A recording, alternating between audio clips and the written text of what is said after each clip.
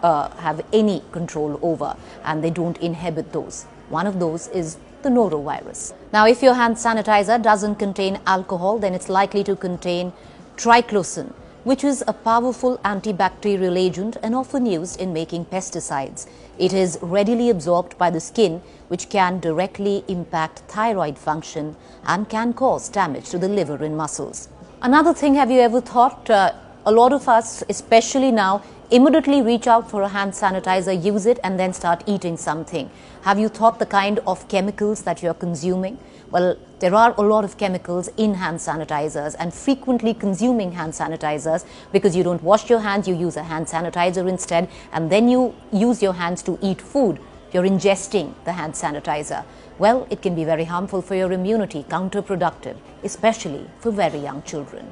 If kids constantly consume this product, then first it can lead to alcohol poisoning, and secondly, it can lower their immunity to such a level that the body's defense mechanism is in a constant fighting mode, which leads to weakened immunity. This can cause serious side effects when they grow older as well.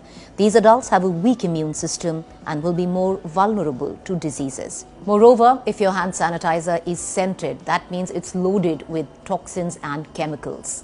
Synthetic fragrances contain phthalates, which are endocrine disruptors that mimic hormone and could alter genital development. So hand sanitizers don't just have these medical risks, but also certain physical impact as well if you use them. As we told you, that sanitizers contain alcohol, which make it highly flammable. So if putting alcohol on your hands, you go near any fire, it can cause some serious burns.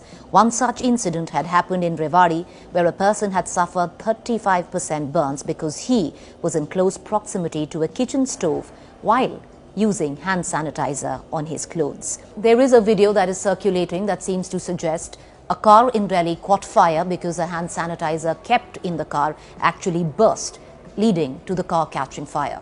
Well, that's not a fact, it's untrue. However, if your sanitizer or hand sanitizer that is kept in the car is a big bottle, it's not airtight and is leaking, then vapors can keep accumulating in the car, making the car a small gas chamber. So all it possibly needs to start a fire is maybe a small spark somewhere, and these gases could then lead to a small fire within the car. So that's a fact, but no, hand sanitizers don't just burst into flames. A lot of you out there thinking that the best way to actually clean your masks that you're using is to dip them into sanitizer and clean them with your little bottle of hand sanitizer. Don't do that, because the vapors are then trapped in cloth, and when you wear your mask after attempting to clean the mask, the fumes would possibly cause nausea or even could lead to possible vomiting. So here is how you can prevent yourself. Wash your hands using soap and water. Keep the sanitizer away from children.